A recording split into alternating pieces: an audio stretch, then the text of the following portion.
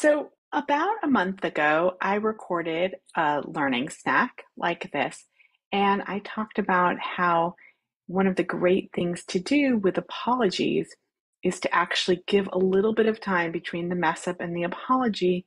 So, A, the person has time to calm down, and B, you just don't sort of ride over their processing of it by saying, I'm sorry, and then they don't get to process it and tell you how they felt. So this is actually not my opinion. This is research that's been done on this. But recently I had an experience with clients where they were talking about, I take responsibility and I know that I could have done this differently.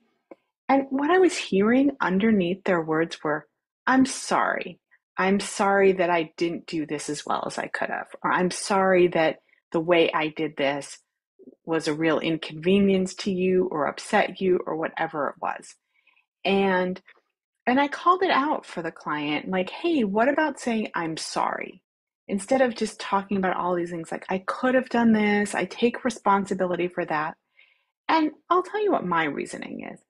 I think sometimes there is something very healing about hearing the words I'm sorry. It allows someone to know that you really are taking full responsibility, and it's a way, at least in our culture in the US, of making amends to people by actually saying you're sorry as opposed to just giving explanations for why what happened. So the next time you have to do a mea culpa with a colleague, think about, you can explain the circumstances for sure, but think about also just taking full responsibility with an I'm sorry statement or I apologize for this.